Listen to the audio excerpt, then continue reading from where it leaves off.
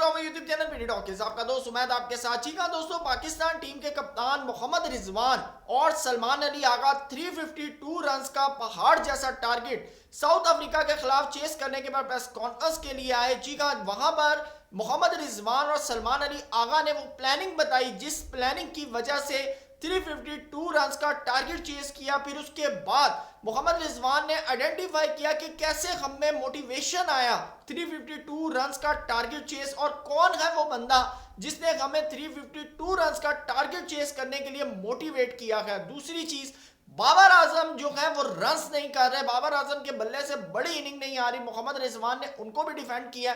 उसके अलावा वो रोल आइडेंटिफाई किए गए जिसकी वजह से 352 रन्स का टारगेट पड़ा है। लेकिन एक ऐसी चीज जिसके ऊपर शायद मोहम्मद रिजवान ने बात नहीं की या बात नहीं करना चाह रहे कि जो मुसलसल हमारी जो है लैक कर रही है, जिसकी वजह से हम चैंपियंस ट्रॉफी 2025 के अंदर बड़ी नाकामी भी जो है फेस कर सकते हैं। जी हाँ, वो क्या रोल है उसके ऊपर भी बात करूंगा। चैनल में नए आए तो चैनल को सब्सक्राइब करें, वीडियो पसंद आए तो लाइक भी करें और कमेंट सेक्शन में अपनी कीमती राय से जरूर आगाह कीजिएगा। जी हाँ दोस्तों, मोहम्मद रिजवान ने खास तौर के ऊपर सबसे पहले बात की है फील्डिंग को लेकर।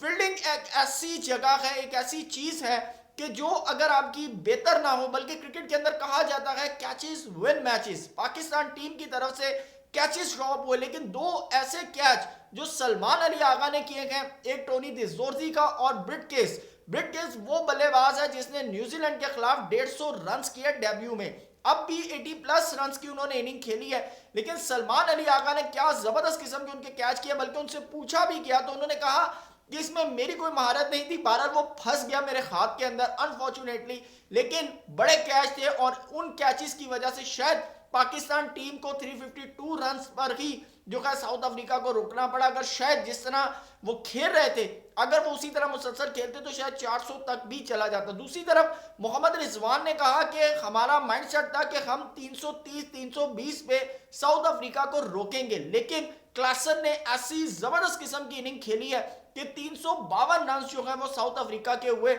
उन्होंने कहा जब 352 रन हुए तो हम थोड़े से घबरा गए थे कि यार ये बहुत ज्यादा रन है, लेकिन उन्होंने कहा कि खुशी यानी कि खुश दिल शाह ने हमें याद दिलाया कि हमने ऑस्ट्रेलिया के खिलाफ 350 रन चेस किए हुए। फिर किसी ने कहा कि हमने श्रीलंका के खिलाफ चेस किए हुए। फिर उन्होंने कहा कि टीम ने में से फिर कोई बोला कि हमने साउथ अफ्रीका के खिलाफ साउथ अफ्रीका में 350 रन चेस किए हुए, तो हम ये रन चेस कर सकते हैं अगर हम ट्राई करें। तो मोहम्मद रिजवान कहते हैं ऐसे हमारे माइंड के अंदर मोटिवेशन आया। फिर उसके बाद वो कहते हैं कि जब हम ग्राउंड के अंदर, मैं खास तौर पे बल्लेबाजी करने आया, मेरे पास सलमान अली आ गए, तो हमने 5 ओवर का प्लान किया था कि 5-5 ओवर की हमने पार्टनरशिप लेनी है। उन्होंने कहा बाज़ औक़ात हम कामयाब हुए, बाज़ औक़ात हमें नाकामी भी हुई, लेकिन ये 5 ओवर का जो प्लान हमने बनाया था इसकी वजह से हमने 352 रन का पहाड़ जैसा टारगेट चेस किया। फील्डिंग को फुली आइडेंटिफाई किया मोहम्मद रिजवान ने। उन्होंने कहा कि फील्डिंग की ये जो नाकामी है इसकी वजह से 352 रन पड़े हैं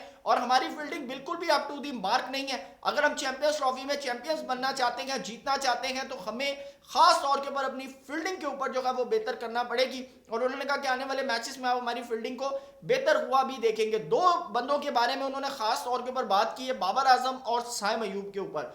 बाबर आजम की बल्लेबाजी के हवाले से उन्होंने कहा कि बाबर आजम बहुत बड़ा नाम है, उनके बल्ले से बहुत ज्यादा रन हुए हैं, लेकिन अब जो फैंस है वो हर दफा बाबर आजम के बल्ले से 100 चाहते हैं। तो उन्होंने कहा ये तो नामुमकिन नहीं है, लेकिन उनके ओपनिंग रोल के ऊपर भी उन्होंने बात की। उन्होंने कहा कि अगर मुझे ओपनिंग करनी पड़ी कंडीशंस के मुताबिक तो मैं ओपनिंग भी कर सकता हूं, क्योंकि मैं T20 में भी ओपनिंग करूंगा। लेकिन मुझे जहां तक लगता है कि आने वाले टाइम के अंदर शायद आप साउथ शकील को भी इस रोल के अंदर देख सकते हैं, ओपनिंग के रोल के अंदर। हो सकता है कि पाकिस्तान वर्सेस इंडिया मैच के अंदर आप साउथ शकील को ओपनिंग करता हुआ देखें। ये मैं आपको बड़ी न्यूज दे रहा हूं, क्योंकि वहां पे स्पिन सपोर्टिव पिचेस हैं और जिस तरह इंडिया अपने स्पिनर्स को लेकर गया तो स्पिनर्स के अगेंस्ट साउथ शकील जो है वो अच्छा रोल भी अदा कर सकते हैं। आज उनका बैड लक था, लेकिन हाँ, डेली बैड लक नहीं होता, कभी आपका अच्छा दिन भी होता है, तो होपफुली।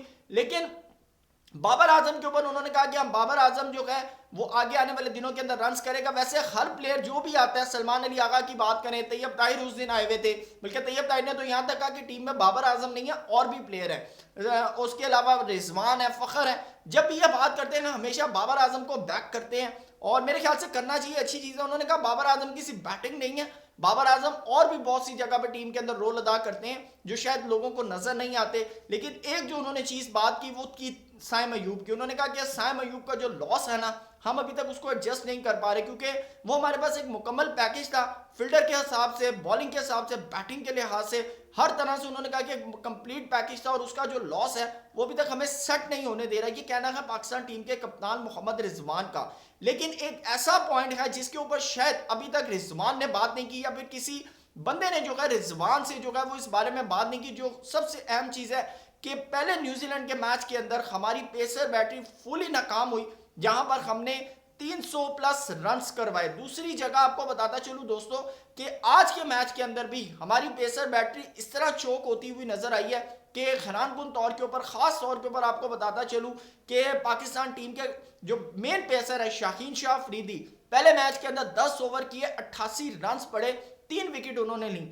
दूसरा मैच जो कि आज का मैच था, 10 ओवर किए, 66 रन पड़े हैं और 2 विकेट ली हैं। इसी तरह नसीम शाह पहले मैच के अंदर 10 ओवर किए, 70 रन पड़े हैं, कोई विकेट नहीं ली। आज उन्होंने 10 ओवर किए, 68 रन पड़े हैं, 1 विकेट ली है। और हारिस रऊफ ने पहले मैच के अंदर 6 ओवर किए थे, आज 7 ओवर किए हैं हसनैन ने, और उनको भी अप्रॉक्सीमेटली 60 से 70 रन पड़े, बल्कि उनको उनकी जो इकॉनमी थी वो 9 की इकॉनमी थी। तो मेरे ख्याल से हमारी जो बॉलिंग लाइनअप है वो मुकम्मल फ्लॉप हो रही है, ऐसे में कि जहां पर दुनिया के अंदर बड़े बड़े बॉलर, खास तौर पे अगर मैं इंडिया की बात करूं तो इंडिया के पास हर्षित राणा है, शामी है, अर्शदीप सिंह है। तो ये वो पेसर बैटरी है, शायद इनके साथ शाहीन के साथ इनका अगर मैं एक्सपीरियंस की बात करूं तो शामी शायद एक बहुत बड़ा नाम है, और जिस तरह 2023 वर्ल्ड कप के अंदर उन्होंने बॉलिंग की है उस तरह वो शायद कम बैक नहीं कर पा रहे। लेकिन मैं एक चीज आपको बताता चलूं कि जिस तरह अर्शदीप सिंह है, जिस तरह का उनका इफेक्टिवनेस है उनकी टीम के अंदर, टीम इंडिया की तरफ, इसी तरह मैट हेनरी है, और अगर मैं बात करूं खास तौर पे लुंगनी निजिडी की, मल्डर की, तो ये लोग एक बड़े नाम है। और मेरे ख्याल से पाकिस्तान की बॉलिंग लाइनअप को परफॉर्म करना बहुत जरूरी है। हमारी पेसर बैटरी, वो जो कभी हमारा ताज होती थी, हमारा घमंड होती थी, हमारी फास्ट बॉलिंग, वो उस तरह नजर नहीं आ रही है। जिस तरह हमारे बॉलर्स को रन हो रहे हैं इस ओडीआई सीरीज के अंदर, ओडीआई मैचेस के अंदर, ये एक सवालिया निशान है जिसके ऊपर शायद मोहम्मद रिजवान को बात भी करनी चाहिए थी। अगर कोई न्यूज रिपोर्टर था तो उसको रिजवान से ये सवाल जो था वो जरूर करना चाहिए था बॉलिंग लाइनअप को लेकर, कि हमारी बॉलिंग लाइनअप के लिए जो कोचेस बैठे हुए हैं, आकिब जावेद बैठे हुए हैं, असर महमूद बैठे हुए हैं, वो क्या कर रहे हैं, क्या किरदार अदा कर रहे हैं कि हमारे बॉलर्स को, जहां पर न्यू बॉल से शाहीन इफेक्टिव हैं लेकिन डेथ ओवर के अंदर हमारे पास कोई भी ऐसा बॉलर नहीं है जो रन रोक सके, जो विकेट्स ले सके। तो ऐसे में हमारी क्या हिकमत अमली है चैंपियंस ट्रॉफी को लेकर, और हम क्या करने जा रहे हैं? आपकी क्या राय है कमेंट सेक्शन में जरूर बताइएगा। Thank you so much. अल्लाह हाफिज़।